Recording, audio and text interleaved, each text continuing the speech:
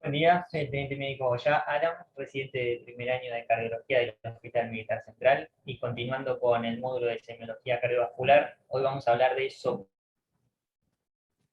Para hablar de la definición de soplos, primero tenemos que saber cómo funciona de los vasos en el corazón. Lo normal es que sea un flujo laminar. Esto nos muestra que a nivel de lo que es el centro del vaso, vamos a tener los elementos formes y en la periferia lo que sería el plasma. Esto evita lo que es el shear stress y este flujo laminar. ¿Qué sucede cuando hay alguna obstrucción o aumento de velocidad? El flujo cambia y se hace turbulento. Y esto es lo que vamos a... Solo sería la expresión audible de este flujo turbulento. ¿Cuáles serían las causas? O una de las causas. Pueden ser estenosis o insuficiencia valvular, cavidatados, la derivación de flujo, es decir, de un sector de mayor a menor presión, o cambios en la velocidad circulatoria. Los tipos de soplos pueden ser orgánicos, inocentes o funcionales. En la próxima diapo vamos a ver en qué parte del ciclo sucede, como para hacer diagnósticos diferenciales entre los orgánicos y los inocentes o funcionales. ¿Qué sucede en esta diapo que dice tiempo del ciclo? Pueden ser durante la sístole, eyectivo o regurgitante, donde los eyectivos pueden ser por estenosis o hiperflujo, y los regurgitantes se van a dar más que nada por insuficiencia o, digamos, el flujo que va de cavidades de mayor a menor presión. O en la diástole, que pueden ser regurgitantes, en el caso de insuficiencia, y de llenado en este. Volviendo a la diapo anterior, si uno tiene un soplo diastólico, eso nos va a decir, digamos, no es fisiológico, no es un soplo diastólico te dice que hay patología o que es orgánico. En cambio, en un soplo sistólico, engloba o los funcionales, por eso uno ahí hace diagnóstico diferencial. En el caso de los soplos inocentes, que fueron descritos en principio por Steele, normalmente se da, al igual que los funcionales, en casos de situaciones hiperdinámicas. Llámese fiebre, en hipertiroidismo, a diferencia de los orgánicos que vamos a ver. Que uno tiene que tener en cuenta también en qué parte del silencio ocurre este soplo. Sucede durante el comienzo de, llámese la sístole o la diástole, vamos a usar el prefijo proto. Si ocurre o si se oculta durante, digamos, en el de la sístole, vamos a usar meso, o al final, tele.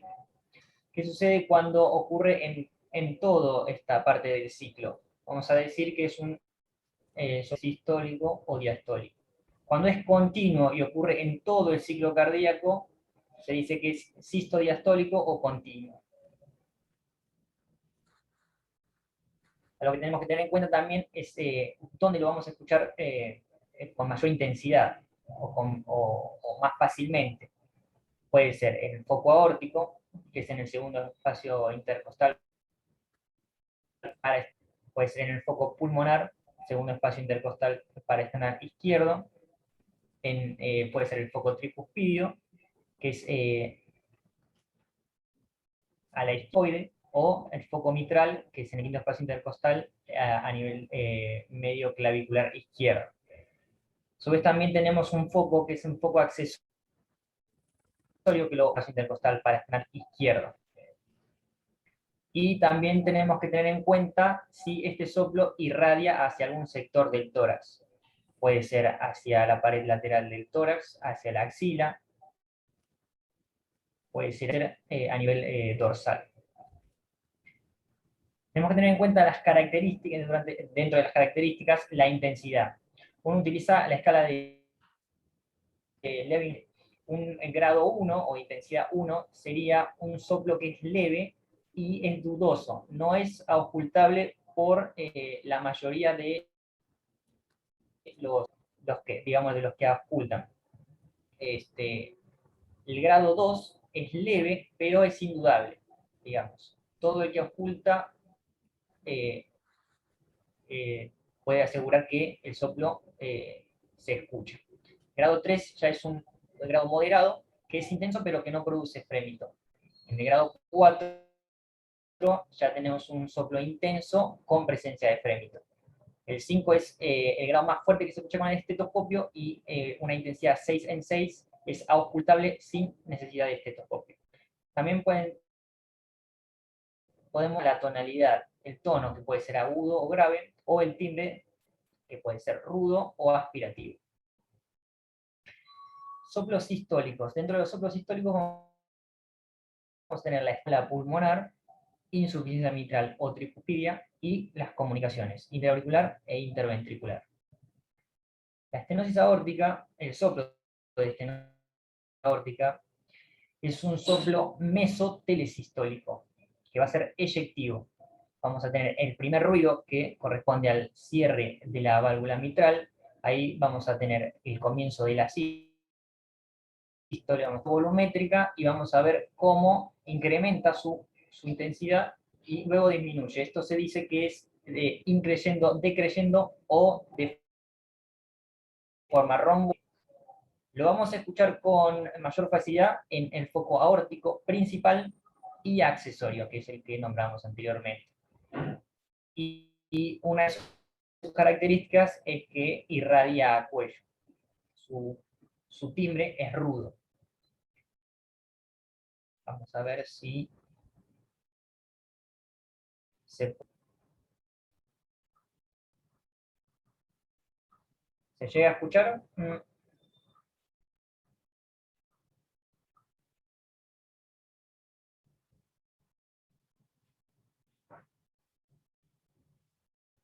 Ahora lo chequeamos. No, porque acostumbrarlo. Bien.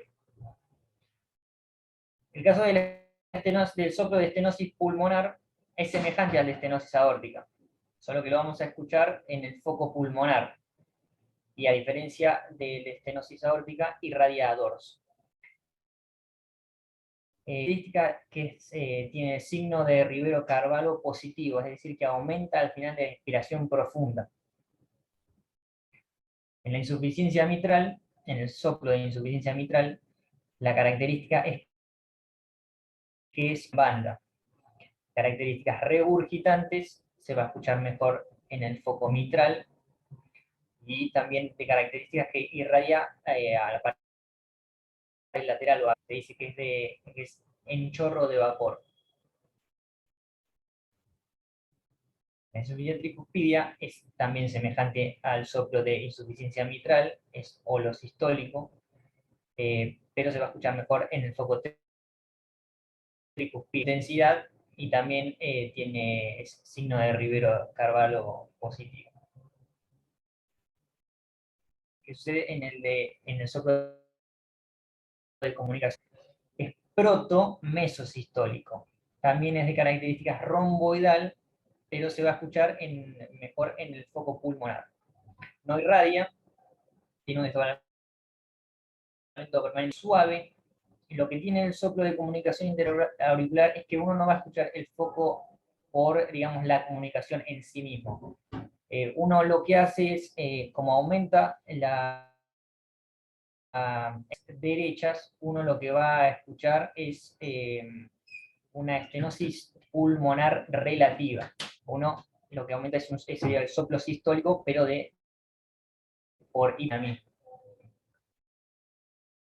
En el caso de comunicación interventricular, también es solo sistólico, regurgitante, se va a ocultar mejor en mesocardio.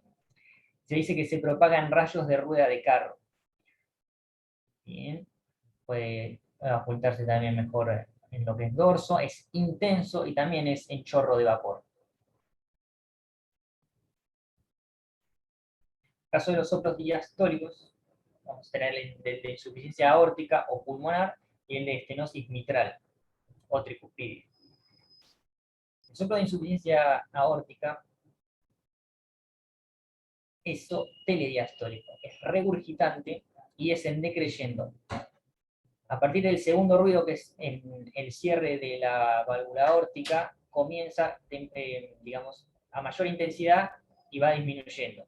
Uno lo va a escuchar mejor en lo que es el foco aórtico accesorio, en mayor medida, y también en el principal. Y se oculta mejor en posición de Azulay, que es el paciente sentado con los miembros superiores elevados a la altura de la cabeza. El soplo de Austin Flint se va a ocultar en el caso de una insuficiencia aórtica grave. Uno lo que va a tener es que el tricular izquierda que cierra precozmente la válvula mitral durante la diástole. Entonces, lo que ocultaría sería una estenosis mitral relativa y va a ser mesodiastólica mejor en el foco mitral. La estenosis, el soplo de estenosis mitral, vamos a tener dos soplos, digamos, lo podemos dividir en dos soplos. Uno que es mesodiastólico y otro telediastólico o presistólico.